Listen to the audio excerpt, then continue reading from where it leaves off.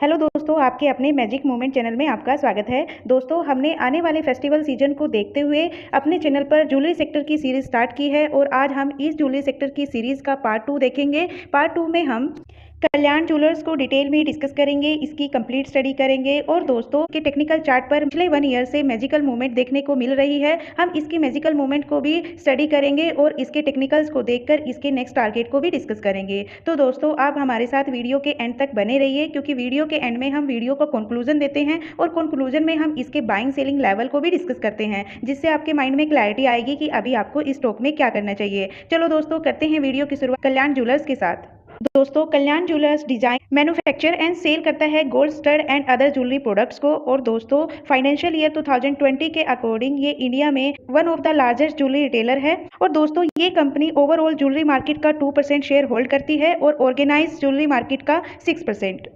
दोस्तों, ये इस कंपनी के प्रोडक्ट्स है wedding jewellery, aspirations jewellery, stepper regional jewellery, women works wear. और दोस्तों, ये इस कंपनी के ब्रांड्स हैं south Indian heritage, Neema, stud with the precious stone और ओकेजन वियर, तेजस्वी, रंग, अनोखी। इस कंपनी का revenue sales of gold product से 76%, सेल ऑफ स्टड प्रोडक्ट से 22%, सेल ऑफ अदर प्रोडक्ट से 2%। दोस्तों, ये इंडिया के साथ साथ इंटरनेशनल लेवल पर भी प्रेजेंस है। ये कंपनी 5 मिडल ईस्ट कंट्रीज में प्रेजेंट है 33 शोरूम्स के साथ। और ये दोस्तों, ये कंपनी बीएसई और एनएसई दोनों पर लिस्टेड है। इस कंपनी का मार्केट कैप 73,000 सीआर, इस कंपनी का स्टॉक पी 117, इस कंपनी का आरओसी 14%, इस कंपनी का आरओई 15.2%। तो दोस्तों, अब तक हमने इसके बिजनेस को डिस्कस किया था, अब हम इसकी ग्रोथ को चेक करेंगे। पहले हम इसकी ग्रोथ को क्वार्टरली बेस पर चेक करेंगे। इस कंपनी का रिवेन्यू सितंबर 2023 के क्वार्टर में 3,754 सीआर का था, जो अभी बढ़कर 4,687 सीआर का हो चुका है। दोस्तों, इस कंपनी का revenue Q on Q basis पर मिक्स है, कभी अप तो कभी डाउन। तो दोस्तों, ओवरऑल इस कंपनी का रिवेन्यू इंक्रीज हुआ है और कंपनी का net profit Q on Q basis पर भी ओवरऑल इंक्रीज हुआ है। सितंबर 2023 में 125 सीआर का था, जो अभी बढ़कर 165 सीआर का हो चुका है।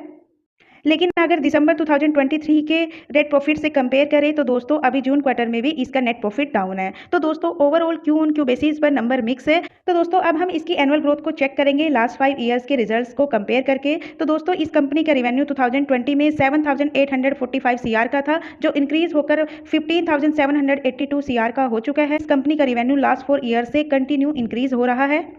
और इस कंपनी का नेट प्रॉफिट 2020 में 156 सीआर का था, जो अभी इंक्रीज होकर 554 सीआर का हो चुका है। यहाँ पर इसका नेट प्रॉफिट भी लास्ट 4 ईयर से कंटिन्यू इंक्रीज हो रहा है, जो कि कंपनी के लिए एक पॉजिटिव पॉइंट है। या अब हम इसकी ग्रोथ के साथ साथ इस कंपनी के ऊपर इसका डेप्थ देखेंगे। और दोस्तों, यहाँ पर मार्च 2022 में 4,000 सीआर का इस कंपनी के ऊपर डेप्थ था, जो अभी बढ़कर 4,486 सीआर का हो चुका है मार्च 2024 में। तो दोस्तों, अगर इस डेप्थ को इसके डेप्थ से कंपेयर करें इस 73,000 सीआर, तो दोस्तों उसके कंपैरिजन में ये डेप्थ कुछ भी नहीं है, क्योंकि कंपनी इस डेप्थ को इंस्टेंट रिड्यूस करने का दम रखती है।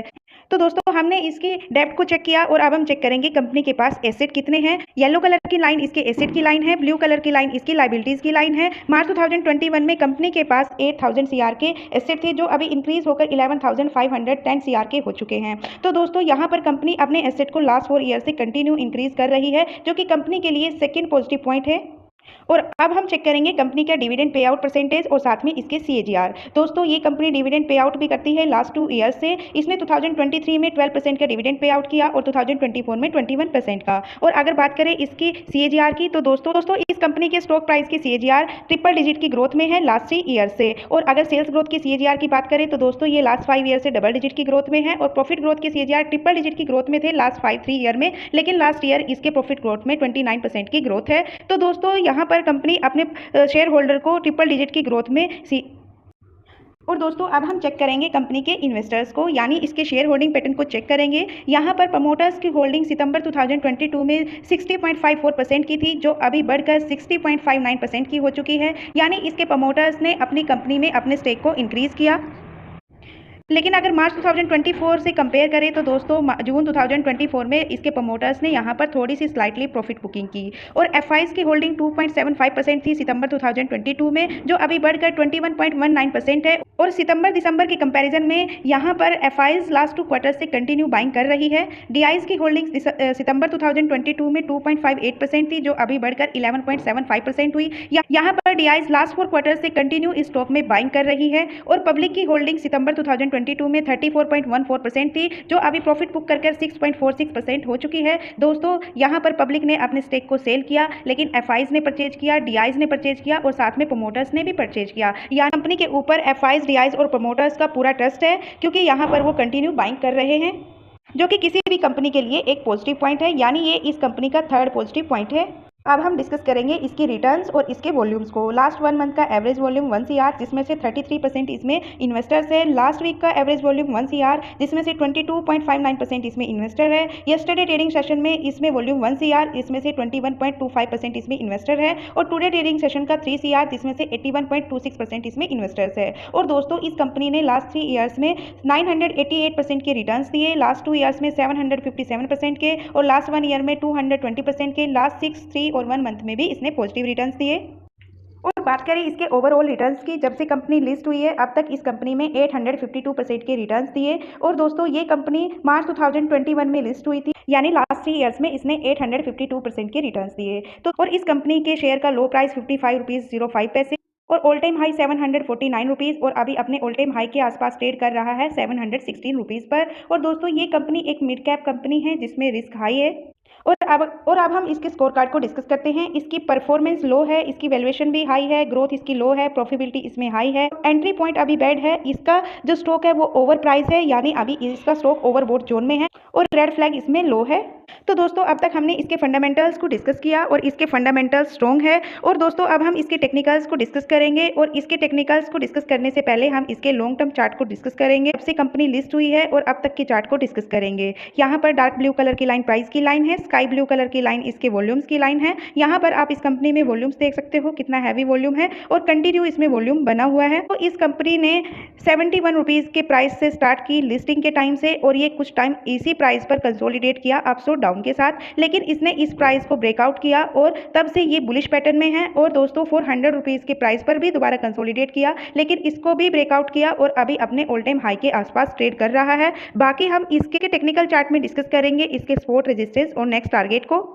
तो दोस्तों ये इसका टेक्निकल चार्ट है, जैसे कि हमने इसके लॉन्ग टर्म चार्ट में डिस्कस किया। तो दोस्तों हम यहाँ पर अक्टूबर से लेकर 2024 के सितंबर तक के चार्ट को डिस्कस करेंगे और उसके चार्ट पैटर्न को समझने की कोशिश करेंगे। तो यहाँ पर इसका स्टॉक अपने रेजिस्टेंस को टच करता है, थोड़ी प्रॉफिट बुकिंग आती है, फिर से अपने रेजिस्टेंस को ब्रेक करता है और इसी रेजिस्टेंस को सपोर्ट बनाकर रीटेस्ट करता है, और फिर ये बुलिश पैटर्न के साथ अप जाता है। इसके जो सपोर्ट है अपसाइड शिफ्ट होते हैं, फिर से एक रेजिस्टेंस को टच करता है, प्रॉफिट बुकिंग आती है रेजिस्टेंस से, यहीं पर कंसोलिडेट करता है, इसी रेजिस्टेंस को ब्रेकआउट करता है, और दोस्तों यहाँ पर भी फिर बुलिश पैटर्न बनता है और एक लंबी तेजी आती है, फिर से इस रेजिस्टेंस को टच करता है, फिर प्रॉफिट बुकिंग आती है, फिर अपसाइड इसके सपोर्ट है मूव होते हैं और इस रेजिस्टेंस को ब्रेक करता है। दोस्तों इसका स्टॉक 700 रुपीज़ पर ट्रेड कर रहा है और अपने रेजिस्टेंस और सपोर्ट के बीच में है। जो इसका रेजिस्टेंस रहेगा 760 का रहेगा और जो सपोर्ट रहेगा वो 640 का रहेगा, और दोस्तों जो सेकंड सपोर्ट रहेगा वो 520 का रहेगा। तो दोस्तों इसके चार्ट के पैटर्न को देखते हुए, इसके स्ट्रॉन्ग फंडामेंटल्स को देखते हुए, इसमें जो शॉर्ट टर्म के लिए नेक्स्ट टारगेट रहेगा 900 रहेगा, और लॉन्ग टर्म के लिए जो नेक्स्ट टारगेट रहेंगे वो 1600 के रहेंगे। बाकी हम इसके बाइंग सेलिंग लेवल को इसके कंक्लूजन में डिस्कस करते हैं। दोस्तों हमने इसके बिजनेस को डिस्कस किया, इसके बेसिक फंडामेंटल्स को डिस्कस किया, टेक्निकल चार्ट को स्टडी किया, शेयर होल्डिंग पैटर्न को चेक किया। कंक्लूजन दोस्तों, अगर कोई इस कंपनी में इंटरेस्टेड है, फ्रेश बाइंग करना चाहता है या फिर एड ऑन करना चाहता है, तो दोस्तों मेरे ओपिनियन से आपको अभी इस स्टॉक में फ्रेश बाइंग करने के लिए वेट एंड वॉच करना चाहिए इस कंपनी में 10 to 15% के डिस्काउंट का। या दोस्तों अगर किसी के पास इस कंपनी का स्टेक है और प्रॉफिट बुकिंग करना चाहता है, तो दोस्तों अपने रिस्क और रिटर्न के अनुसार वो अभी प्रॉफिट बुक कर सकता है, क्योंकि स्टॉक अपने रेजिस्टेंस के पास ट्रेड कर रहा है। लेकिन दोस्तों अगर आप चाहो तो इसको लॉन्ग टर्म के लिए भी होल्ड रख सकते हो, क्योंकि फेस्टिवल सीजन आने वाला है और इस सेक्टर की अर्निंग बढ़ेगी, तो हो सकता है इस स्टॉक की भी अर्निंग इंक्रीज हो, इसके Q2 और Q3 के नंबर्स अच्छे आ सकते हैं बाकी क्वार्टर्स के कंपैरिजन में। लेकिन दोस्तों ये वीडियो एजुकेशनल पर्पस से है, मेरी तरफ से किसी भी स्टॉक के लिए कोई रिकमेंडेशन नहीं है। तो दोस्तों ये थी कल्याण ज्वेलर्स की कंप्लीट स्टडी।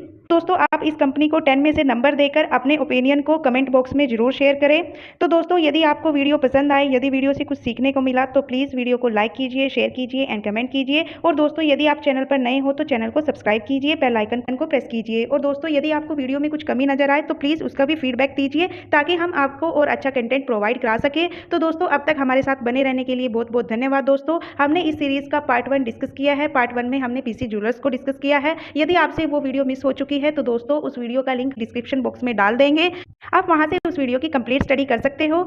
और दोस्तों फेस्टिवल सीजन में यदि आप किसी और सेक्टर पर कोई सीरीज चाहते हो तो दोस्तों आप उस सेक्टर का नाम कमेंट कर सकते हो, या फिर किसी भी स्टॉक या किसी भी म्यूचुअल फंड को एनालिसिस करना चाहते हो तो आप हमें उस स्टॉक या कंपनी का नाम सजेस्ट कर सकते हो। हमें आपके सजेशन और फीडबैक का इंतजार रहेगा। मिलते हैं दोस्तों नेक्स्ट वीडियो में, तब तक के लिए बाय बाय दोस्तों। प्लीज भाई लाइक कर दो।